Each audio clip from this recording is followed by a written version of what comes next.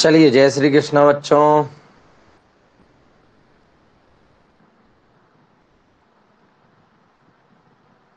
आ जाइए बच्चे, सभी जल्दी जल्दी लाइव जुड़ जाइए। अपनी अपनी विज्ञान की किताब लेके बैठे। जय श्री कृष्ण बच्चों, जय श्री कृष्ण। चलिए क्लास स्टार्ट करते हैं आज की।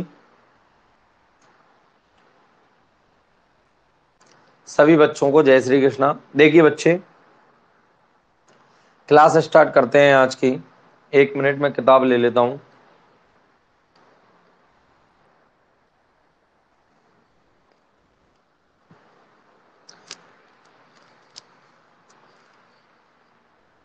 चलिए, तो आशा करता हूं जुड़ गए होंगे आप सभी।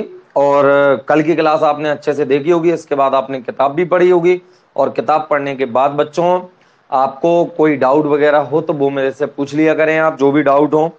एक बच्चे ने थोड़ा सा डाउट पूछा था कि मैंने कल आपको जब अम्ल एवं क्षारक के बारे में पढ़ा रहा था तो मैंने एक विद्युत परिपथ बनाया था। तो एक बच्चा कह रहा था कि धारावाही चालक, इस शब्द का क्या अर्थ हुआ, ऐसा उसने पूछा था। धारावाही चालक, और एक पूछा था उसने परिपथ।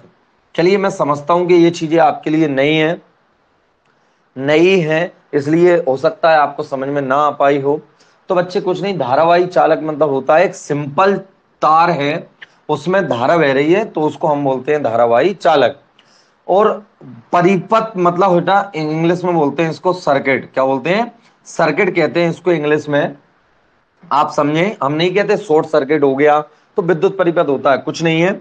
आप एक कोई भी बल्ब या विद्युत से चलने वाला कोई भी उपकरण लगा दो, विद्युत धारा के स्रोत के लिए आप क्या लगा दो, एक सेल। इस इतना सेल अकेला होता है, या फिर आप एक और सेल इसमें जोड़ दोगे तो ये बैटरी बन जाती है। और आपने लगा दिया एक कुंजी। क्या लगा दिया आपने? एक कुंजी लगा दी, स्विच लगा दिया। आप इसमें धारा के मापन के लिए यहां पर अमीटर वगैरह भी लगा सकते हो, और इसके सिरों पर विभवांतर देखने के लिए वोल्ट मीटर भी लगा सकते हो। तो एक ऐसा मतलब परिपथ हम कह सकते हैं बेटा, जिसमें एक धारा का स्रोत लगा हुआ है, स्विच लगा हुआ है और बल्ब वगैरह लगा हुआ है, यानी धारा से जो चलेगा, जलेगा या जो काम करेगा, ठीक, विद्युत धारा पे चलने वाला कोई उपकरण। तो ये जो व्यवस्था है इसको हम बोलते हैं बेटा परिपथ, या बात करें विद्युत परिपथ। ठीक है, चलिए, तो मैं आशा करता हूं कि आपको समझ में आ गया होगा। ठीक, अब आज का हमारा टॉपिक क्या है, अच्छे से देखें बच्चों। आज का हमारा टॉपिक क्या है? आज का हमारा टॉपिक है बच्चों कि अम्ल एवं क्षारक के विलयन कितने प्रबल होते हैं। देखो बच्चे, कल मैंने आपको जो पढ़ाया था उसके बाद पाठ में अंदर प्रश्न दे रखे होते हैं। जैसे कि पेज नंबर जो भी है आपकी किताब का आप निकाल लें, क्योंकि किताबें थोड़ी सी चेंज हो चुकी हैं तो मैं पेज नंबर फिक्स नहीं बताऊंगा, आगे पीछे हो गया है थोड़ा सा, तो इसलिए आप साइंस की किताब निकाल गए। और टॉपिक नंबर 2.3 कौन सा निकालना है आपको? टॉपिक नंबर 2.3 अम्ल एवं क्षार। क्या टॉपिक है बेटा आज का हमारा? अम्ल एवं क्षार। अम्ल एवं क्षारक के विलयन कितने प्रबल होते हैं? अम्ल एवं क्षारक के विलयन कितने प्रबल होते हैं, आज का ये हमारा टॉपिक है। कितने प्रबल होते हैं बच्चे, ये पाठ के अंतर्गत प्रश्न है। आप मुझे कमेंट करके बता दें कि सर मुझे इनमें से ये प्रश्न का उत्तर नहीं आया, तो मैं आपको उसको सॉल्व करा दूंगा, उसका उत्तर बता दूंगा। ठीक, मुझे कमेंट करके जो भी प्रॉब्लम वगैरह हो मुझे बता सकते हो आप। चलिए, तो आप अपनी किताब में देखेंगे बेटा कि अम्ल एवं क्षार कितने प्रबल होते हैं। देखिए, ये हमारा टॉपिक है, मतलब हम आज क्या पढ़ने वाले हैं कि अम्ल एवं क्षारक की प्रबलता कितनी होती है। बेटा प्रबलता से तात्पर्य होता है कोई भी बेटा काम करते हैं व्यक्ति या कुछ भी है, जैसे मोबाइल वगैरह होता है तो मोबाइल का कैमरा है, या कोई भी मशीन होती है, उपकरण वगैरह होता है, तो हमें उसकी क्षमता देखनी होती है कि वो कितना अच्छे से काम करता है। तो ऐसे ही कोई अम्ल है तो वो कितना प्रबल है, मतलब उसकी अम्लीयता कितनी ज्यादा है, तो ये तो हमें पता होना चाहिए। सभी अम्ल है तो इसलिए हमें अम्लों की प्रबलता की आवश्यकता पड़ी। और ये एक बहुत शानदार टॉपिक हैगा, ये हमारे दैनिक जीवन से बहुत ज्यादा रिलेटेड टॉपिक है। चलिए, तो मैं आपको अभी एक लाइन में आंसर दे देता हूं बच्चों कि यदि आपसे कोई पूछे कि अम्ल एवं क्षारक कितने प्रबल होते हैं ये हमें कौन बताता है? तो बच्चे एक स्केल होती है जिसका की नाम होता है पीएच स्केल। कौन बताता है बच्चे? एक स्केल होती है जिसका नाम होता है बच्चे आपकी पीएच स्केल, जो कि आपको किसी भी अम्लीय या क्षारीय विलयन की प्रबलता को दर्शाती है। अब ये पीएच स्केल क्या होती है, किसने बनाई, और सर इसमें कैसे क्या देखते हैं? जैसे बेटा आपने गणित में लंबाई वगैरह को नापने के लिए आपकी स्केल देखी होगी, तो स्केल क्या नापती है? डिस्टेंस नापती है। ऐसे ही पीएच पैमाना होता है, पीएच स्केल कह सकते हैं इसको। ये क्या नापता है? किसी भी विलयन की अम्लीयता या क्षारीयता प्रदर्शित करता है। तो ये स्केल कहां से स्टार्ट होती है, कब, कितना, कैसे क्या इसमें से नापा जाता है, बताया जाता है, ये सब मैं आपको अभी बताऊंगा आगे। तो आप किताब में मिला है बच्चों। हम जानते हैं कि अम्ल अम्ल क्षारक के सूचकों का उपयोग करके बेटा अभी तक हमने जो भी प्रयोग वगैरह किए थे उसमें हमने पदार्थ में केवल ये बताया था कि फला पदार्थ जो आपको दे रखा है वो अम्ल है कि क्षार है। ठीक, हमने लिटमस पत्र से देखा, हमने बच्चों फिनोल पिथेलिन के विलयन से देखा, मैथिल ऑरेंज के विलयन से देखा, और भी हमने गंधीय सूचक देखे। तो इस तरीके से हमने टर्मेरिक वगैरह भी देखा। तो ये सभी आपको क्या बताते हैं बच्चों कि कोई सा भी पदार्थ अम्ल है या क्षारक है।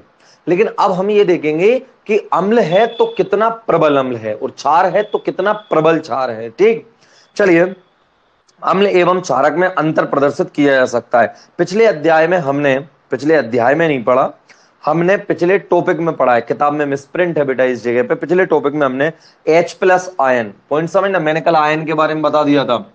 H प्लस आयन ये किस में होता है बेटा? अम्ल। कल मैंने अम्लों की समानता बताई थी, उसमें मैंने आपको बताया था सभी अम्लों में क्या समानता होती है, सभी अम्लों में H प्लस आयन होता है।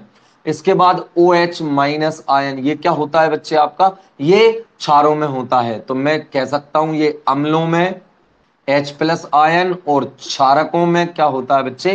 क्षारकों में क्या होता है? OH minus ion. ये हमने देख लिया था कि विलयनों की सांद्रता कम होना तथा तनुकरण के बारे में हमने पढ़ा था। ठीक, हमने एक शब्द भी पढ़ा था बेटा कि तनुकरण किसे कहते हैं, तनुकरण किसे कहते हैं। तो हमने बोला था तनुकरण की क्या परिभाषा थी कि बच्चे जो अम्ल और क्षार होते हैं उनको जल में मिलाने से हाइड्रोनियम आयन या OH आयन, H प्लस होता है, ये जल के अणु से क्रिया करके, याद करो, जल के अणु से क्रिया करके क्या बना लेता है? हाइड्रोनियम आयन बना लेता है। ठीक, तो H प्लस आयन और OH माइनस आयन, इनकी सांद्रता में कमी आ जाती है। प्रति एकांक आयतन में सांद्रता में कमी आना ही हमारे कहलाता है विलयन का तनुकरण करना कहलाता है। ये मैंने बता दिया था, बहुत ज्यादा इंपॉर्टेंट है, किताब में आपको दे रखा है, उसको आप बिल्कुल अच्छे तरीके से अपने नोटबुक में लिख लें और उसको याद कर लें। ठीक, चलिए, क्या हम किसी विलयन में उपस्थित आयनों की संख्या जान सकते हैं? पॉइंट समझे आप बेटा, पॉइंट ये है क्या किसी विलयन में उपस्थित आयनों की संख्या, पॉइंट समझना क्या दे रखा है, किसी विलयन में आयनों की संख्या। और तुम्हें बच्चों स्पष्ट पता है कि किसी भी विलयन में जितने ज्यादा आयन होंगे, अब पॉइंट क्या आ रहा है बच्चों कि आप समझे बात को, पॉइंट क्या आ रहा है बच्चों कि हमने पढ़ लिया कि सभी अम्लों में क्या होते हैं बेटा? H plus ion. तो जाहिर सी बात है कि H प्लस आयन जितने ज्यादा होंगे बच्चों उतने ज्यादा प्रबल अम्ल होगा।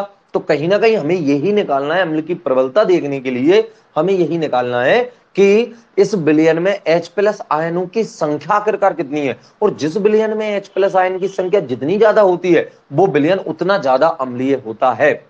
आप समझे बात को? चलिए, तो हमने कहा क्या हम ज्ञात कर सकते हैं कि विलयन में अम्ल अथवा क्षारक कितना प्रबल है? तो बिल्कुल कर सकते हैं, और उसी को ज्ञात करना हमारा कौन बताता है? पीएच स्केल या पीएच पैमाना बताता है, जिससे कि हमें पता चल जाता है कि जो पदार्थ है अम्लीय है वह कितना अम्लीय है। कोई पदार्थ आपके सामने है तो आपको बहुत सारे सूचक मैंने बता दिए, प्राकृतिक सूचक और कृत्रिम सूचक बता दिए, और गंधीय सूचक 3 प्रकार के बता दिए, जिनसे आप पता कर लोगे कि पदार्थ आपका अम्ल है कि नहीं। अब आप पीएच स्केल से ये पता करोगे कि जो पदार्थ है वो कितना ज्यादा अम्लीय होता है। तो इसको जानने के लिए हम एक सार्वत्रिक सूचक, जो अनेकों सूचकों का मिश्रण है, सार्वत्रिक सूचक आप समझे, जो कि बहुत सारे सूचकों का मिश्रण होता है, का उपयोग करके ज्ञात कर सकते हैं। सार्वत्रिक सूचक किसी विलयन में हाइड्रोजन आयन की विभिन्न सांद्रता को विभिन्न रंगों में प्रदर्शित करता है। तो जो पीएच स्केल है इसको आप ऐसी स्केल ना समझे जो आपके गणित में रहती है, आपके गणित में दूरी को नापने के लिए आप जिसका उपयोग करते हो, वैसी स्केल नहीं होती है। इस स्केल में कलर्स होते हैं, और इसको हम जैसे ही बिलियन में अम्लीय या क्षारीय बिलियन में ले जाते हैं तो एक इस पे कलर आ जाता है। उस कलर से हम पता कर सकते हैं, उस रंग से हम पता करते हैं कि जो पदार्थ है वो कितना अम्लीय है, कितना क्षारीय है। तो बच्चे, सार्वत्रिक सूचक किसी विलयन में हाइड्रोजन आयन की विभिन्न सांद्रता के विभिन्न रंगों में प्रदर्शित करता है। यानी कि हाइड्रोजन आयन ज्यादा है तो पदार्थ अम्लीय होगा, तो ये रंग बताएगा। अब कौन सा रंग बताएगा मैं आगे सब बताऊंगा आपको, कितना कैसा रंग आएगा, तब कितने ज्यादा हाइड्रोजन आयन होंगे और पदार्थ कितना अधिक अम्लीय होगा। किसी विलयन में उपस्थित हाइड्रोजन आयन की सांद्रता ज्ञात करने के लिए एक स्केल विकसित किया गया है। क्या है? अगर आपसे पूछे पीएच स्केल क्या है तो क्या बोलेंगे बच्चे कि किसी विलयन में उपस्थित, आप लिखेंगे इसको, ये पीएच स्केल की परिभाषा है, किसी विलयन में स्थित, मेरे साथ साथ में लिखना है आपको, किसी विलयन में स्थित हाइड्रोजन आयन, हाइड्रोजन आयन, किसी विलयन में उपस्थित हाइड्रोजन आयन की सांद्रता, हाइड्रोजन आयन की सांद्रता, हाइड्रोजन आयन की सांद्रता ज्ञात करने के लिए, ज्ञात करने के लिए, ज्ञात करने के लिए एक स्केल विकसित किया गया, एक स्केल विकसित किया गया, एक स्केल विकसित किया गया जिसे क्या बोलते हैं बेटा? PH scale. क्या बोलते हैं इसको? पीएच स्केल कहते हैं, पीएच स्केल कहते हैं। चलिए, पीएच स्केल कहते हैं। इसमें जो बेटा पी होता है, इस पीएच में, बात को ध्यान से समझना है आपको, इस पीएच में जो पी है, ध्यान से समझे, इस पीएच स्केल में जो पी है, मतलब इसका नाम क्यों पड़ा, तो जो पी है बेटा, ये सूचक है बेटा काय का, इसका नाम आप ऐसे समझे, पी सूचक है पुसांस, जो एक जर्मन शब्द है। मतलब पी कहां से आया आप ऐसे समझ सकते हैं, पी सूचक, पी सूचक है, और इसका अर्थ है बेटा पुसांस। आप समझे, पुसांस, ये जो पुसांस है बच्चे, ये एक जर्मन भाषा का शब्द है। पुसांस क्या है? जर्मन भाषा का शब्द है, और इसका अर्थ होता है शक्ति। आप समझे, पुसांस क्या है बच्चे आपका? जर्मन भाषा का शब्द, कहेगा जर्मन भाषा का शब्द है पुसांस। इसकी जगह पे क्या लिया? पी, और जर्मन में पुसांस का अर्थ होता है बेटा आपका शक्ति। क्या होता है? शक्ति। तो यहां पे हमारे पीएच स्केल में जो पी सूचक है वो काय का प्रतीक है बेटा? शक्ति का, या आप इंग्लिश में कह सकते हो पावर। किसका कह सकते हो? पावर। ठीक है, चलिए, जो पीएच स्केल से सामान्यतः, आप अब पीएच स्केल के बारे में आगे पढ़ेंगे। जो पीएच स्केल है वो सामान्यतः बच्चे जीरो से स्टार्ट होती है, लगभग सभी स्केल जीरो से स्टार्ट हो रही हैं। तो जो पीएच स्केल है वो भी बेटा शून्य से स्टार्ट होती है, और यदि हमने उसको अम्लीय माध्यम में पीएच स्केल को डुबोया तो जो कलर आता है बेटा, मान लो वो जीरो आया। क्या आया? जीरो आया। स्केल में कितना आया? जीरो। तो आप ये ऐसे आप इस स्केल को समझ सकते हो कि ये सिंपल यहां से यहां तक एक स्केल है। ये कहां से शुरू हो रही? जीरो, और सबसे लास्ट में रहता है बेटा ये कहां पर? सबसे लास्ट में मैं नीचे लिख रहा हूं, ये कहां तक जाती है? 14 तक। आप ध्यान से समझें, परीक्षा में आता है पीएच स्केल की परास कितनी है। ठीक, पीएच स्केल की परास, परास का मतलब होता है रेंज, रेंज मतलब होता है कहां से कहां तक। ठीक, तो बेटा ये स्टार्ट होता है जीरो से, और कहां तक? 14 तक, यानी 14 से आगे इस दुनिया में कोई ऐसा पदार्थ नहीं है जिसका कि पीएच स्केल मान, मतलब कि इतना अधिक प्रबल नहीं होगा कि उसका मान 14 से ज्यादा आ जाए। और इसमें जो सेंटर रहता है, बड़ा भयंकर इंपॉर्टेंट चीज है बेटा, इसका जो सेंटर होता है वो होता है 7 पर। कहां होता है? 7 पर। अब 14, 0 से 14 तक जा रहे हैं तो सेंटर 7 पे ही होगा। चलो ये तो सिंपल सी बात है। तो एक ऐसा विलयन जिसका पीएच मान मान के चलो बेटा कितना आया 7, तो फिर बेटा वो ना तो अम्लीय होता और ना क्षारीय होता। तो वो कैसा होता है बच्चे? उदासीन। ये आपको बहुत सिंपल में पता होगा, आपने थोड़ा बहुत पढ़ लिया होगा। और यदि 7 से अधिक किसी भी किसी भी विलयन का पीएच मान यदि 7 से अधिक आ रहा है तो फिर वो कैसा होता है बच्चे? क्षारीय होता है। और 7 से कम आ रहा है तो वो कैसा होता है बेटा? अम्लीय। अब पॉइंट ये समझे कि परीक्षा में आ जाता है कि किसी विलयन का पीएच मान 0 है तो वो विलयन कैसा होगा। तो बच्चे आप बड़े ध्यान से समझे कि किसी भी विलयन का पीएच मान अगर 0 है तो बच्चा एकदम से उदासीन लेके आता है कि ना वो अम्लीय है ना क्षारीय है, क्योंकि 0 है। जैसे हम पूर्णांक वगैरह पढ़ते हैं ना तो बीच में 0 होता है तो वो कहता है ना अम्लीय है ना क्षारीय। ऐसा नहीं है, इसमें 0 प्रारंभ में है। और यदि किसी विलयन का पीएच मान 0 है तो वो अत्यधिक अम्लीय होगा। हाँ, 0 से लेकर 7 के बीच में कुछ भी आ रहा है, 6 दशमलव कुछ भी आ रहा है तो वो अम्लीय होगा। मतलब जितना ज्यादा 7 से 0 की तरफ जा रहा है वो उतना अधिक अम्लीय विलयन होता जा रहा है। और 7 अगर आया तो उदासीन होता है। जैसे कि शुद्ध जल जो होता है उसका पीएच मान कितना होता है बेटा? 7। याद रखेंगे आप, सभी अम्लों का पीएच मान 0 से और 7 के बीच में होता है, या 7 से कम कह सकते हो आप। और जो क्षारक होते हैं, जितने भी क्षारक होते हैं उनका पीएच मान 7 से अधिक, लेकिन 14 तक, 14 से आगे नहीं रहता है। आप किताब को पढ़ें आगे। अधिक अम्लीयता से 14 तक यानी अधिक क्षारीय। 14 अगर किसी का पीएच मान है तो सर्वाधिक क्षारीय है, तक पीएच को ज्ञात कर सकते हैं। साधारण भाषा पीएच को एक ऐसी संख्या के रूप में देखना चाहिए जो किसी विलयन की अम्लता अथवा क्षारकता को दर्शाते हैं। हाइड्रोनियम आयन की सांद्रता बताया था मैंने। हाइड्रोनियम आयन में जो एक्स्ट्रा बात है उनको इधर लिख रहा हूं। हाइड्रोनियम आयन क्या होता है? कोई भी अम्ल है, जैसे HCl है तो जैसे ही जल में घोलते हैं तो ये H प्लस आयन दे देता है और Cl माइनस, तो जल में H प्लस आयन है। ठीक, अब ये H प्लस आयन क्या करेगा? एक जल के अणु से अभिक्रिया करके और क्या बना लेता है बच्चे? H3O प्लस, जिसको हम बोलते हैं हाइड्रोनियम आयन। सभी अम्लों में H प्लस होता है और अम्ल जल से अभिक्रिया करके हाइड्रोनियम आयन बना लेता है। तो हाइड्रोनियम आयन क्या होता है बेटा? की सांद्रता जितनी अधिक होगी उसका पीएच उतना ही कम होगा। आप समझे? देखो, जितना ज्यादा अम्लीय उतना ज्यादा कम, जितना ज्यादा क्षारीय उतना अधिक, 7 से प्लस। तो आप समझ चुके होंगे बेटा पीएच स्केल में कैसे रेंज परास रहती है। उस पर लिखा रहता है, जब हम उसको अम्लीय माध्यम में डालते हैं तो उसमें एक निश्चित कलर आ जाएगा। उस कलर के ऊपर जो भी संख्या लिख रही होगी वही उस विलयन का पीएच मान रहता है। ठीक, आगे किसी भी उदासीन विलयन, उदासीन मतलब ना जो अम्लीय है ना जो क्षारीय है, मतलब कि ना तो उसमें H प्लस आयन है और ना ही उसमें OH माइनस आयन है। कल बताया था उदासीन, कल बताया था ना हमने, धारा प्रवाहित करके देखी थी। उदासीन में कौन आया था? ग्लूकोज आया था C6H12O6। फिर एक एल्कोहल भी आया था जो कि था C2H5OH, C2H5OH। ये कैसे पदार्थ हैं? जो ना अम्लीय है और ना क्षारीय। और जल की भी बात करें हम, जैसे H2O अकेला देखें तो जो जल होता है हम पीते हैं जिसको, वो कैसा होता है बच्चे? आपका उदासीन होता है। लेकिन मैं शुद्ध जल की बात कर रहा हूं, आप समुद्री जल को लेकर ना आए, उसमें लवण घुले रहते हैं। चलिए, यदि पीएच स्केल में किसी विलयन का मान, यदि पीएच स्केल में किसी विलयन का मान 7 से कम है तो वह अम्लीय विलयन होगा। मैंने बता दिया, 7 से कम है तो अम्लीय होगा, 7 से अधिक है तो कैसा होगा बच्चे? क्षारीय होगा।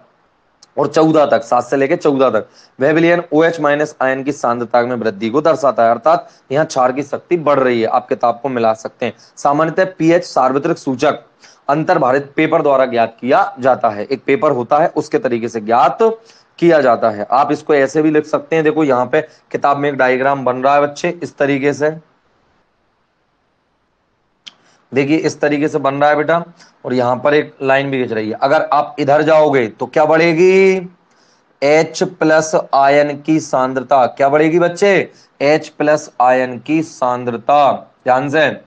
और आप इधर जाओगे तो क्या बढ़ेगी बेटा? OH माइनस आयन की सांद्रता, OH माइनस आयन की सांद्रता।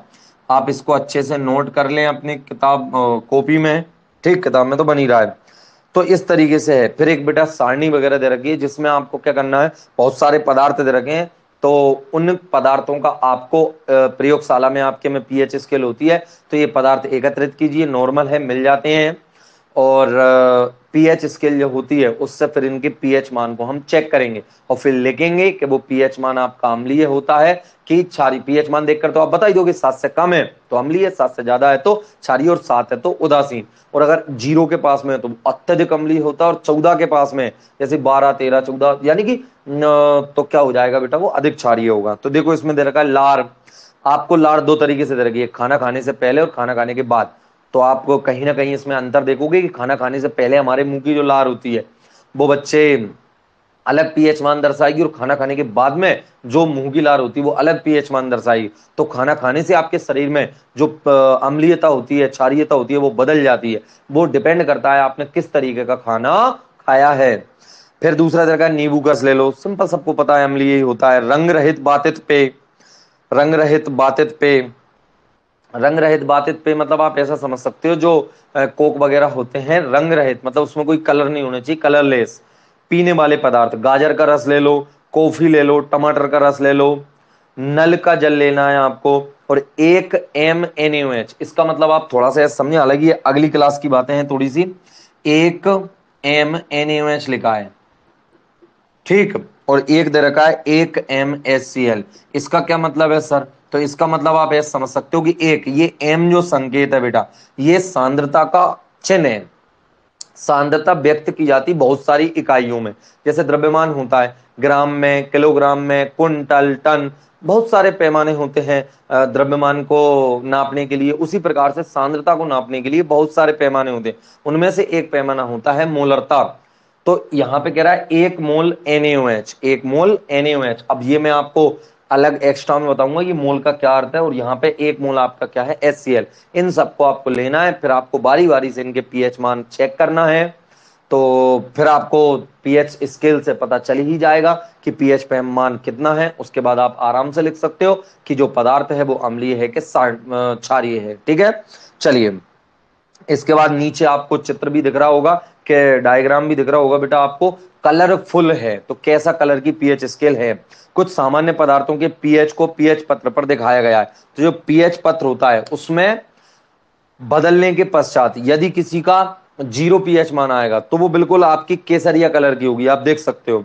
1, 2, 3 तक केसरिया कलर की, फिर 4, 5, 6, 7 तक हरे कलर में चेंज होता चला जाता है, फिर 9, 10 ये बैंगनी और गहरा बैंगनी कलर का होता चला जाता है। ठीक, इस तरीके से। और आपको दे भी रखा है जठर रस दे रखा है, अपने पेट में उत्पन्न होता है बेटा खाना खाने के बाद। खाने को पचाने के लिए बहुत सारे अम्ल वगैरह साबित होते हैं आपके अलग अलग अंगों से। मुझे फिक्स तो पता नहीं है कि कौन से अंग से कौन सा रस निकलता है, लेकिन जठर रस निकलता है आपके शरीर में, बहुत अधिक अम्लीय होता है। तो इसका पीएच मान 1.2 दे रखा है। तो कई बार कॉम्पिटिशन एग्जामों में आपसे पूछ लिया जाता है कि आपके पेट में जो जठर रस होता है उसका पीएच मान कितना होता है, तो दे रखा है 1.2।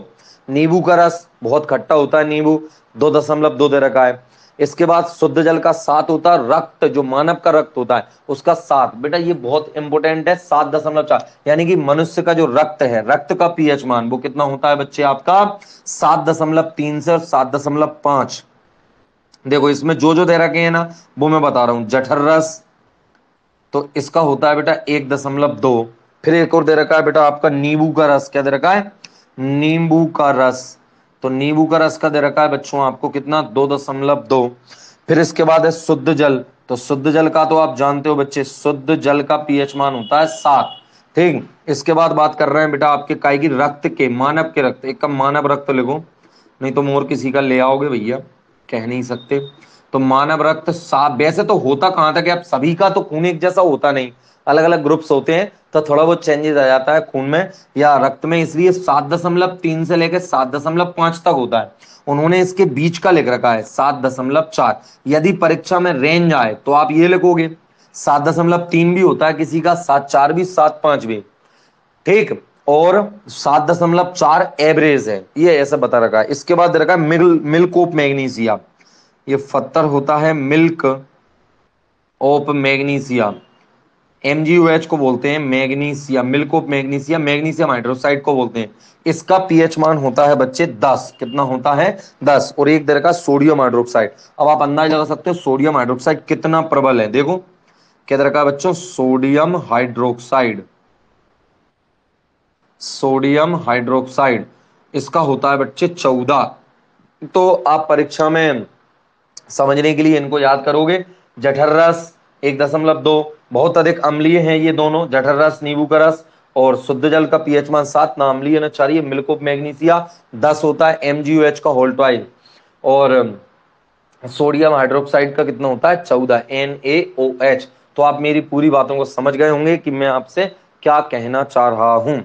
और थोड़ी सी बातें लिख रही हैं, आप उनको भी पढ़ेंगे बच्चे के। अम्ल तथा क्षारक की शक्ति बिलियन यानी जल में क्रमशः H+ आयन और OH- आयन। तो मैं कल से चिल्ला के आपसे 50 बार बोल चुका हूं कि अम्ल में H+ आयन होता है, जो कि बाद में जल से अभिक्रिया करके हाइड्रोनियम आयन बना लेता है। तो आपको किताब में कहीं मिले कि अम्ल में H+ आयन या अम्ल में हाइड्रोनियम आयन, तो वो दोनों एक ही बातें हैं, ठीक। तथा OH- ये क्षार में होता है, किस संख्या पर निर्भर करता है? सिंपल, अगर H+ आयन की सांद्रता बच्चे ज्यादा है, किसी भी विलयन में H+ आयन की सांद्रता ज्यादा है, तो वो बच्चे कैसा होगा? वो अधिक अम्लीय होगा, उसका पीएच मान उतना ही कम होगा। और OH- आयन है तो वो उतना अधिक क्षारीय होगा, ठीक। यदि हम समान सांद्रता के, मतलब सांद्रता समान, सांद्रता मतलब जैसे कि मान के चलो आपने 5 या कुछ भी मान लो 50 ml जल लिया, उसमें आपने 5 ml अम्ल मिला दिया, और एक पात्र में आपने 50 ml जल लिया और उसमें आपने 5 ml क्षार मिला दिया। पॉइंट समझे आप? तो दोनों की सांद्रता कैसी है बेटा? अभी बराबर है, यानी कि जितने अम्ल के आयन होंगे उतने क्षार के आयन होंगे। तो क्या कह रहा है वो? समान सांद्रता के हाइड्रोक्लोरिक अम्ल, चलो क्षार नहीं ले रखा उन्होंने, ले रखा है अम्ल, और एक ले रखा है एस्टिक अम्ल, और एक ले रखा है बच्चे हाइड्रोक्लोरिक अम्ल। यानी आप समझ सकते हैं, मेरे पास जगह नहीं है तो मैं भी ऐसे ही समझा रहा हूं, मैं इसको साफ कर दूंगा, दोबारा से ही बता दूंगा। यानी आपने समान सांद्रता के दो पात्र लिए, दोनों में बराबर मात्रा में जल लिया, और बराबर मात्रा में एक में प्योर 5 ml HCl मिलाया, और दूसरे पात्र में 5 ml एसिटिक अम्ल, क्या मिलाया? एसिटिक अम्ल। यानी एक में मिलाया HCl देखना, और एक में मिलाया एसिटिक अम्ल CH3COOH। अच्छे से समझेंगे। तो दोनों को मिलाने के बाद फिर उनका देखना क्या किया, लेते हैं तो वह विभिन्न मात्रा में हाइड्रोजन आयन उत्पन्न करेंगे। मतलब भिन्न मात्रा में, पॉइंट समझे? सब कुछ सेम था लेकिन फिर भी दोनों का पीएच मान अलग आया। क्यों? क्योंकि बच्चे एस्टिक अम्ल जो होता है उसमें H+ आयन कम मिलते हैं, तो वो कम अम्लीय होता है, जबकि HCl होता है इसमें H+ आयन बहुत अधिक मिलते हैं, इसलिए यह अधिक अम्लीय होता है। तो वह विभिन्न मात्रा में हाइड्रोजन आयन उत्पन्न करे। अधिक संख्या में H+ आयन जिसमें, वो प्रबल अम्ल होगा, और जिसमें कम संख्या में H+ आयन है वो दुर्बल अम्ल होगा।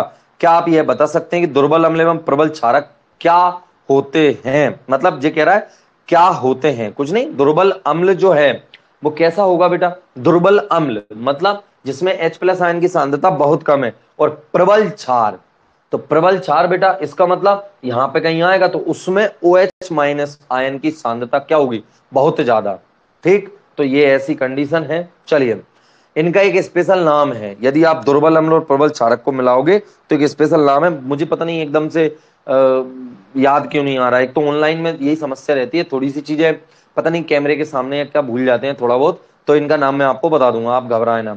चलो, अगला टॉपिक है बेटा, इसी चीज से रिलेटेड है, थ्योरेटिकल है, मैं थोड़ा शॉर्ट में बताऊंगा आपको, आप अच्छे से समझें। एक बार मुझे कोई एक आध बच्चा बेटा कमेंट करके बता दे, मेरे बोलने की स्पीड तो तेज नहीं है, कोई दिक्कत वाली बात तो नहीं है, आवाज वगैरह सब कुछ सही चल रहा है, समझ में आ रहा है? एक दो बच्चा जल्दी से मुझे कमेंट करके बता दो, मैं आपके कमेंट पीछे जाके पढ़ लूंगा। चलिए, बाकी बच्चे सभी ध्यान से सुनेंगे। अभी तक किसी ने शायद कमेंट किया नहीं किया पता नहीं, चलो मैं देखता हूं।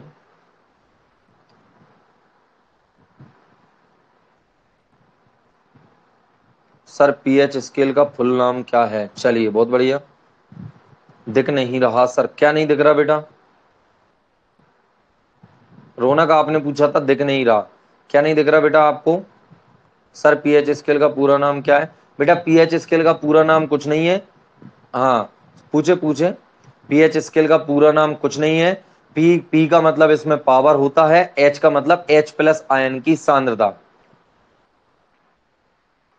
बच्चे, पीएच स्केल का पूरा कुछ नाम नहीं होता। पी का मतलब होता है बेटा पावर, और एच का मतलब होता है H+ आयन की सांद्रता, मतलब पावर ऑफ H+ आयन, इसको आप ऐसे कह सकते हो। पीएच स्केल का क्या बोल सकते हो? Power of H+ ion.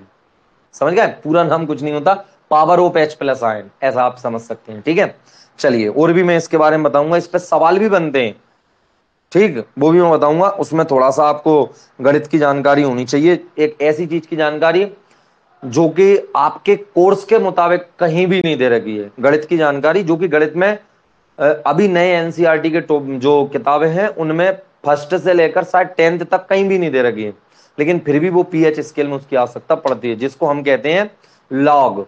ठीक है, लॉग होता है बेटा, एक चीज होती है जो कि इसमें आवश्यकता पड़ती है, LOG बोलते हैं इसको, हिंदी में लघु गणक कहते हैं। क्या कहते हैं? लघु गणक हिंदी में। इंग्लिश में पूरा नाम लोगरिथम होता है, शॉर्ट में LOG लिखा जाता है। तो इसके बारे में मैं आपको अलग से बताऊंगा। ठीक बेटा, रौनक आप बोल रहे थे कुछ नहीं दिख रहा है, तो आपको शायद क्या नहीं दिख रहा होगा, थोड़ा बहुत कोने में कहीं कोई दिक्कत हो सकती है। चलिए, तो सब बच्चों ने बोल दिया सब ठीक ठाक चल रहा है। तो सुने आप, दैनिक जीवन में पीएच का महत्व, हमारे दैनिक जीवन में पीएच का क्या महत्व है आप उसको समझेंगे। तो बेटा सबसे पहले, क्या पौधे एवं पशु पीएच के प्रति संवेदनशील होते हैं? बिल्कुल सही बात है बेटा, पौधे वगैरह होते हैं वो भी, उनमें भी मतलब जो पौधे वगैरह हैं उनकी पत्तियां हुई या अन्य चीजें होती हैं तो वो भी बेटा पीएच मान उनका अलग अलग होता है। यानी बहुत सारे पौधे होते हैं जिनका पीएच मान, यानी उनकी पत्तियां हुई, उनके फल वगैरह हुए, उनमें भी पीएच, अब आंवला अभी हाल हमने देखा, नींबू वगैरह, ये क्या है? ये पौधे ही तो हैं, पौधे का फल है, वो खट्टा है तो इनका पीएच मान कम होगा। समझ गए? तो ऐसे पौधे पीएच मान के प्रति संवेदनशील का मतलब बिल्कुल बात सही है, संवेदनशील होते हैं। यानी कि संवेदनशील का अर्थ आप ऐसे ले सकते हो कि पौधों में भी पीएच मान पाया जाता है क्या? पीएच का कोई अर्थ पौधों में भी लगता है क्या? तो जी हाँ, मनुष्य के शरीर से लेकर आपके खाने वाले पदार्थों से लेकर और पेड़ पौधों से लेकर पशु पक्षी से लेकर हर चीज पीएच स्केल से रिलेटेड है। ठीक, ये इसका उत्तर है। अब आप पढ़ेंगे किताब में क्या जानकारी दे रखी है कि हमारा शरीर 7 से 7.8 पीएच परास के बीच में कार्य करता है। हमारा शरीर जो कार्य करता है वो किसमें? 7 से लेकर 7.8 पीएच परास के बीच में काम करता है, मतलब हमारे शरीर का इतना ही पीएच मान रहता है। जीवित प्राणी केवल संकीर्ण पीएच परास में ही जीवित रह सकते हैं, मतलब ये है कि आपके शरीर का पीएच मान इतना है 7 से 7.8, माना कि शरीर का पीएच मान बहुत कम हो गया तो आप जीवित नहीं रह पाएंगे, वो ये बोल रहा है, या फिर 7.8 से ज्यादा हो रहा है, शरीर पूरे शरीर का बता रहा है बेटा, पूरे शरीर, ये नहीं आप अकेला आपके पेट में जो आप खाना खाते हो तो जठर रस वगैरह निकल रहा है, उनका अम्ल, उनका मान तो बहुत ज्यादा होता है, जो अम्ल निकल रहा है उसका तो, लेकिन पूरे शरीर का ऑल ओवरऑल पीएच निकालेंगे तो वो 7 से 7.8 रहता है, यानी क्षारीय प्रवृत्ति का रहता है। कह रहा है परिसर में ही जीवित रह सकते हैं। वर्षा के जल की पीएच मान जब 5.6 से कम हो जाए, बहुत इंपॉर्टेंट टॉपिक है बेटा। पानी बरसता है, आप जानते हो समुद्र में बहुत सारे लवण वगैरह होते हैं, तो पानी जब बरसता है तो बेटा तुमने देखा होगा पानी स्टार्टिंग में जब पहली बार बरसात होती है तो वो थोड़ा सा क्या खारा पानी रहता है, तो वो बेटा थोड़ा सा अम्लीय होता है। और यदि उसका जो पीएच मान है, आपने बरसात का पानी बरसात हुई और इकट्ठा करके देखा, उसका पीएच स्केल से पीएच मान आपने देखा, और यदि वो 5.6 से कम आ रहा है तो उस वर्षा को हम अम्लीय वर्षा कहते हैं, यानी अम्ल बरस रहा है और वो बहुत खतरनाक होता है। ऐसी बरसात में आपको नहाना नहीं चाहिए। कई बच्चे होते हैं छोटे जो पहली पहली बरसात हुई और उसमें नहाने लगते हैं, उछल कूद करने लगते हैं, तो बेटा वो हानिकारक होती है, क्योंकि उस बरसात का पीएच मान 5.6 से कम हो गया तो वो अम्लीय वर्षा होती है, यानी कि अम्ल बरस रहा है, तो वो आपके त्वचा रोग वगैरह कर देता है, तो ये दिक्कत आ जाती है। ठीक, अम्ल वर्षा के बारे में पूछे तो बेटा सोशल साइंस में आपका अच्छा टॉपिक रहता है अम्ल वर्षा, और आगे जो चैप्टर हैं लास्ट में पर्यावरण से रिलेटेड उनमें अम्ल वर्षा के बारे में बहुत देर का है, हम उधर पढ़ेंगे। अम्लीय वर्षा का जल जब नदी में प्रवाहित होता है तो नदी के पीएच का मान भी कम हो जाता है। अब नदी में पहले क्या था बेटा, नॉर्मल पानी बह रहा है, अब बरसात हो गई और बरसात का पानी कहां पहुंच गया, नालियों के द्वारा नदी में। अब नदी में पीएच मान कैसा था? 7, क्योंकि वो शुद्ध पानी था, बहते हुए पानी को बोलते हैं शुद्ध होता है, और उसमें क्या मिल गया बेटा आपका अम्लीय, जो वर्षा हुई उसमें पानी मिल गया, तो वह पानी कैसा हो गया बेटा आपका? अम्लीय हो गया, यानी उसका पीएच मान कम हो जाता है। ऐसी नदी में जलीय जीवधारियों की उत्तरजीविता कठिन हो जाती है। मान लो वो नदी है, उसमें मछली वगैरह और भी बहुत सारे जीव जंतु बेटा उसमें रहते हैं, अगर ज्यादा अम्लीय हो गया वो पानी तो उनका रहना भी मुश्किल हो जाता है। ठीक, चलिए, क्योंकि उनकी त्वचा वगैरह भी बेटा अम्ल के प्रति संवेदनशील होती है। दूसरे ग्रहों में भी अम्ल पदार्थ होता है, शुक्र का जो वायुमंडल है बेटा, शुक्र ग्रह है हमारा, भोर का तारा सांझ का तारा बोलते हैं शुक्र ग्रह को, वो भी क्या है बेटा, वायुमंडल सल्फ्यूरिक अम्ल के मोटे श्वेत एवं पीले बादलों से बना हुआ होता है, सल्फ्यूरिक अम्ल से बना हुआ, यानी कि शुक्र ग्रह के वायुमंडल में सल्फ्यूरिक अम्ल है। क्या आपको लगता है कि इस ग्रह पर जीवन संभव है? तो शायद नहीं होगा बेटा, जब वायुमंडल में ये अम्ल है। इस बात को देखते हुए तो नहीं लगता कि इस पर जीवन संभव है। बाकी वैज्ञानिक लगे हुए हैं, समझ गए आप, चंद्रयान वगैरह, सूरज पे भी भेजा है अभी आपका विक्रम, तो इस तरीके से शुक्र ग्रह पे भेज देंगे, मंगलयान भी भेजा गया था बेटा। तो ऐसे सब ग्रहों की जानकारी, जीवन की उत्पत्ति देख रहे हैं कि उन पर संभव है कि नहीं है। अब दूसरा टॉपिक आता है, हम क्या पढ़ रहे हैं बच्चे, पीएच पैमाने का महत्व। तो पहला हमने क्या पढ़ा बेटा कि पौधे और पशु दोनों में क्या होता है बेटा, आपका पीएच मान होता है, उसका मतलब रहता है। अम्लीय वर्षा के बारे में पढ़ा। दूसरा है बच्चे आपके बगीचे की मिट्टी का पीएच।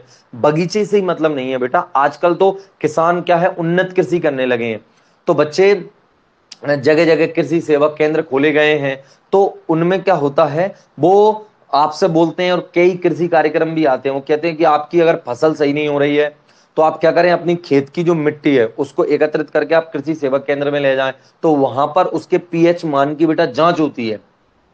आप अपने इधर नहीं करते हैं वैसे ज्यादातर, लेकिन जो आजकल पढ़े लिखे किसान हैं उनको जानकारी है उस चीज की, उनको ऐसा करना चाहिए कि अपनी इस खेत की मिट्टी जो भी है थोड़ी थोड़ी अलग होती है, उसको ले जाएं, उसकी जांच करवाएं, उनसे पूछें कि इसमें कौन सी फसल बोएं, किस अनुपात में कैसे क्या हम दवाई डालें, खाद कौन सा उपयोग करें, उर्वरक वगैरह कैसा क्या रहेगा, तो जैविक खाद का, तो ये सब चीजों की जानकारी वो पीएच मान को देखकर ही बताएं। क्योंकि आपकी मिट्टी है मान के चलो क्षारीय है, और उसमें आपने ऐसी फसल बोई जो अम्लीय माध्यम में अच्छी होती है, तो फसल अच्छी नहीं होगी बेटा। आपको ये सब चीजें ध्यान में रखना होगा, तभी तो कृषि वैज्ञानिक ये इस टाइप के कार्यक्रम वगैरह चलाते हैं। तो कह रहा है अच्छी उपज के लिए पौधों को एक विशिष्ट पीएच परास की आवश्यकता होती है। किसी पौधे के स्वस्थ विकास के लिए आवश्यक पीएच को ज्ञात करने के लिए विभिन्न स्थानों से मिट्टी एकत्रित करके लाइए आप, उसके पीएच की जांच कीजिए। इस बात पर भी ध्यान दीजिए कि जहां से मिट्टी आप ले रहे हो वहां कौन से पौधे उपजाए जाते हैं ज्यादातर। ठीक, एक क्रियाकलाप आपको दे रखा है इसमें। ठीक, चलिए इसके बाद बात करते हैं बेटा, अगला टॉपिक है कि हमारे पाचन तंत्र का पीएच। मैंने बताया आपको हमारे पेट में क्या होता है बेटा, अम्ल बहुत अधिक मात्रा में उत्पन्न होता है, और उसका पीएच मान भी देखो कितना खतरनाक है। ये इतना अगर आपके बाहर शरीर पर पड़ जाए तो जल जाओगे आप, इतना खतरनाक होता है, जबकि अपने पेट में उत्पन्न हो रहा है, लेकिन वो ऐसे नहीं होता। आपने खाना खाया, उस खाने को पचाने के लिए वो निकलता है। यह अत्यंत रोचक बात है कि हमारा उदर, उदर मतलब पेट होता है, हाइड्रोक्लोरिक अम्ल उत्पन्न करता है। तो आप समझो पेट में अम्ल उत्पन्न हो रहा है, यह उदर को हानि पहुंचाए बिना, उदर को पेट में कुछ हानि नहीं होती है। हाँ, यदि ज्यादा मात्रा में आपने कोई ऐसा पदार्थ खा लिया जिसमें अम्लीय पदार्थ ज्यादा था, तो एक तो पेट में अम्ल, और दूसरा आपने अम्लीय पदार्थ ऊपर से भी, तो आपके पेट में गैस बन जाती है। ठीक, यह उदर को हानि पहुंचाए बिना भोजन के पाचन में सहायक होता है। कहाँ, भोजन के पाचन में सहायक होता है। ठीक, अपच की स्थिति में, अपच मतलब खाना पचता नहीं है, एसिडिटी हो गई, अत्यधिक मात्रा में अम्ल उत्पन्न हो जाता है, जिसके कारण उदर में दर्द एवं जलन का अनुभव होता है। इस दर्द से मुक्त होने के लिए हमने पता है बेटा एंटासिड प्रति अम्ल क्या पदार्थ खाना चाहिए, एंटासिड बोलते हैं इसको, एंटासिड, एंटासिड कह दो आप, या एंटासिड कह सकते हो आप। ठीक, इसकी जगह पे एंटासिड, इसको हिंदी में बोलते हैं प्रति अम्ल। आप डॉक्टर वगैरह के पास जाते हो तो वो यही देता है प्रति अम्ल।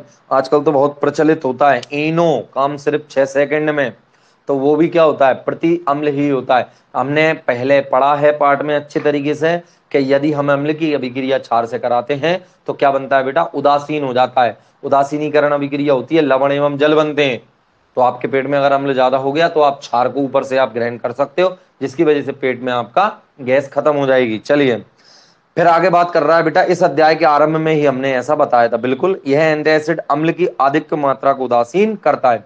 इसके लिए मैग्नीशियम हाइड्रोक्साइड, यानी आप क्योंकि ज्यादा अम्ल हो गया, तो देखो मैंने अभी बताया था यहाँ पे, इसलिए मैंने इसको साफ नहीं किया। मिल्क ऑफ मैग्नीशियम कितना है, 10, कितना है इसका पीएच मान, 10 है।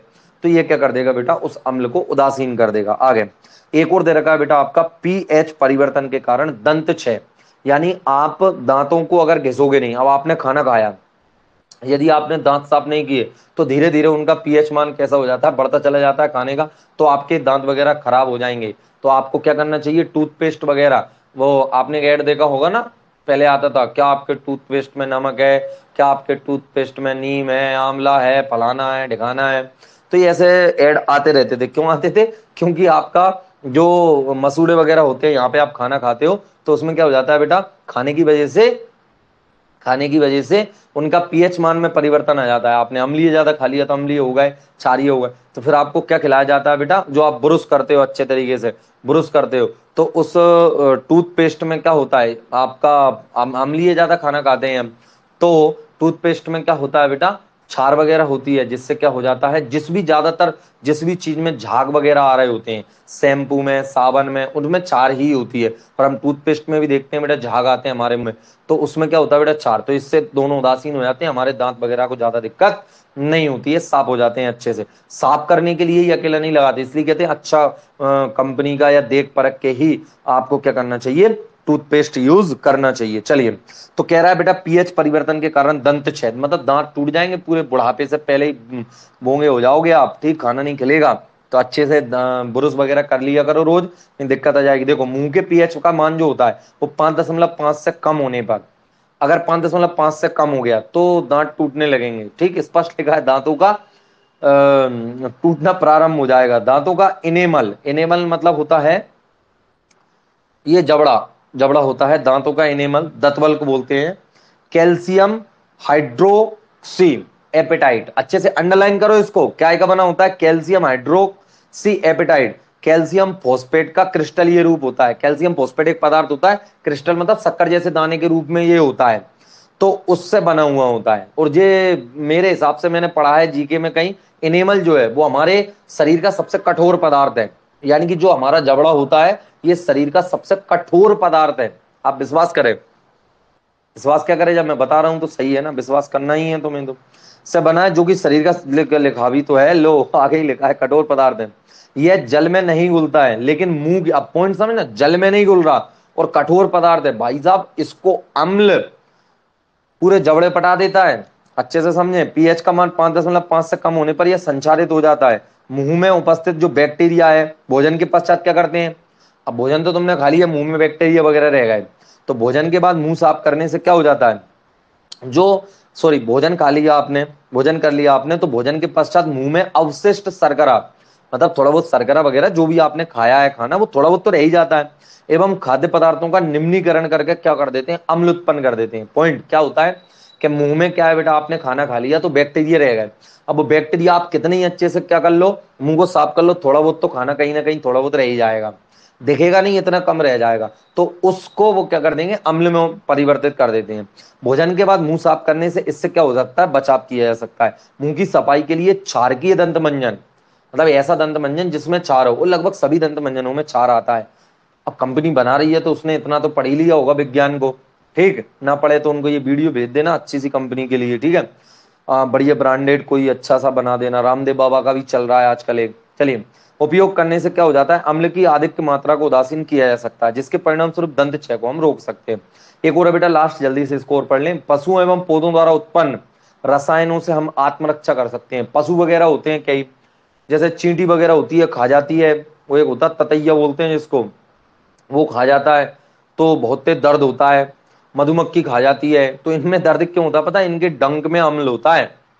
क्या बात कर रहे हैं सर, हाँ, इनके डंक में अम्ल होता है, उस अम्ल की वजह से हमें क्या होता है, नहीं कहते, कभी कभी मधुमक्खी खा जाती है तो आप टूथपेस्ट लगा लो, टूथपेस्ट लगा लो जल्दी से, कोलगेट वगैरह लगा लो तो अच्छा हो जाएगा, कहते नहीं कहते, तो इसीलिए ऐसा ही होता है, उसमें अम्ल होता है, टूथपेस्ट में क्षार, तो वो दोनों को मतलब एक दूसरे की क्रिया को नष्ट कर देंगे तो दर्द कम होगा, इसलिए कहते हैं। चलिए, तो कौन कौन से मधुमक्खी वगैरह के डंक में, पेड़ पौधों में भी होता है, हाँ, एक होता है नेटल बोलते हैं, अब हमारे इधर तो पाया नहीं जाता, थोड़ा पहाड़ी इलाकों में पाया जाता है नेटल, मैंने तो मतलब होता है, रियलिटी में देखा भी है, इस चित्र से लग रहा है देखा है, बट तो ये रहे किताबी नाम थोड़ा सा अलग होता है, और हमें बचपन से थोड़ा अलग नाम बताए गए होते हैं। तो होते हैं ना, हमारे इधर तो कुछ भी कह देते हैं, बबूल का पेड़ होता है, एक नया बबूल का पेड़ होता है, वो लंबी सी उसमें फरी टाइप की लगती है, उसको अंग्रेजी ममूरा कहने लगते हैं हम, तो वो ऐसे कुछ भी नाम रख लेते हैं, किताबों में इन चीजों के नाम अलग होते हैं। तो क्या आपको कभी मधुमक्खी ने डंक मारा? तो मुझे नहीं लगता कोई एक आधी बच्चा बच रहा होगा जिसको मधुमक्खी ने ना डंक मारा हो। तो मधुमक्खी का डंक एक अम्ल छोड़ता है जिसके कारण दर्द एवं जलन का अनुभव होता है, सूजन आ जाती है। डंक मारे गए अंग में बेकिंग सोडा जैसे दुर्बल चारक के उपयोग से आराम मिल जाता है। नेटल एक पौधा होता है कि डंक वाले बाल मेथनोइक अम्ल छोड़ जाते हैं। कुछ नहीं, छोटे छोटे से कांटे होते हैं उसमें, वो अगर हमसे टच हो जाएं तो वो अपने शरीर में लग जाते हैं, तो वो क्या कर देते हैं बेटा, दर्द उत्पन्न करते हैं। ठीक, उसमें भी मेथनोइक अम्ल होता है। कौन सा? मेथनोइक अम्ल, जिसके कारण जलन वाले दर्द का अनुभव होता है। ये लिखा भी है, नेटल का दे रखा है। चलो एक बढ़िया सी सारणी है, आप इसका स्क्रीनशॉट लेना है। वो तो शायद लिया होगा नहीं, इसको अच्छे से एक बार देख लेंगे, पॉज करके वीडियो को बाद में लिख भी लेना, कोई दिक्कत वाली बात नहीं। ठीक है, ये वीडियो बेटा आपको यहीं पे मिल जाती है थोड़ी देर पश्चात, 15-20 मिनट पीछे आपको इधर ही मिल जाएगी। ठीक है, मैं इसको साफ कर रहा हूं और एक सारणी बनाऊंगा आपके लिए। उस सारणी में जो जो चीजें लिख रही हैं उसको आपको शानदार तरीके से याद करना है। ठीक, शायद 40 मिनट तो प्लस हो चुके होंगे आपके। मैं देख लेता हूँ समय कितना हो गया, मेरे को अभी एक क्लास और लेना है बच्चों। ठीक है, आशा करता हूँ आपको समझ में आ रहा होगा, सब कुछ सही है तो अच्छी बात है भाई, सब कुछ सही है तो देख रहे हैं बच्चे, तो पूरे देख रहे हैं। टाइम हो गया 45 मिनट, बिल्कुल 5 मिनट और 50 मिनट में खत्म बात। चलिए, तो 5 मिनट में आप देखेंगे एक दर का सिरका, क्या दर का है? सिरका, ये पदार्थ है बेटा, इसको एसिटिक अम्ल भी बोलते हैं। क्या बोलते हैं? एसिटिक अम्ल। कैसिटिक अम्ल? एसिटिक अम्ल, ध्यान से। सिरका। दूसरा है बच्चों, आपको दे रखा है संतरा, खाया होगा संतरा। ठीक, इसके बाद दे रखा है बेटा इमली, क्या दर की है? इमली। इमली खट्टी मीठे बेर। अगला दे रखा है भैया, आ गया कि इसका भाव माव कम हुआ नहीं हुआ? टमाटर। देश में यही टॉपिक चल रहा था, टमाटर टमाटर। चलिए, इनमें फिर इसके बाद कह रहा है खट्टा दूध। अब खट्टा दूध कह दो या खट्टा दूध। अब खट्टा दूध क्या होता है? दही बोलते हैं, किताब वाले भी गजब करते हैं। खट्टा दूध। एक उधर का नींबू।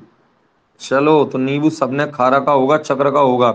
फिर कह रहा है चींटी का डंक। सर चींटी भी मारती है डंक? जब मारी नहीं तुम्हें? चींटी का डंक लाल वाली होती है भाई साहब, मजा आ जाता है। चींटी का डंक। फिर एक और है नेटल, बेटा नेटल को और कुछ मत समझ लेना, पत्ती होती है एक। नेटल का डंक, नहीं तो तुम कोई एक आध राक्षस समझ लो। चलिए, इन सब में जो अम्ल होता है बेटा, इन सब में जो अम्ल होता है उसका एक स्पेशल नाम है, वो आपको याद करना है, परीक्षा में आता है। तो देखो, जो सिरका होता है इसमें एसिटिक अम्ल होता है। क्या होता है बेटा? एसिटिक अम्ल। क्या होता है बच्चों? एसिटिक अम्ल, या सिरके का ही नाम है एसिटिक अम्ल। संतरा में होता है बेटा साइट्रिक अम्ल, या सिट्रिक बोल दो, किताब में लिख रहा है जैसा साइट्रिक अम्ल। नींबू, इमली, इमली में होता है बेटा टार्ट्रिक, टार्ट्रिक अम्ल। बहुत बढ़िया। टमाटर में होता है बच्चे बच्चियों ऑक्जेलिक अम्ल। क्या होता है? ऑक्जेलिक। गलत सलत लिख दिया, क्या लिखना है? ऑक्सेलिक। ऑक्सेलिक, चलो ऐसे लिख दूं, ऑक्सेलिक अम्ल। ठीक है, इसके बाद दे रखा है बेटा आपका दही, इसमें होता है लैक्टिक अम्ल। क्या होता है? लैक्टिक अम्ल।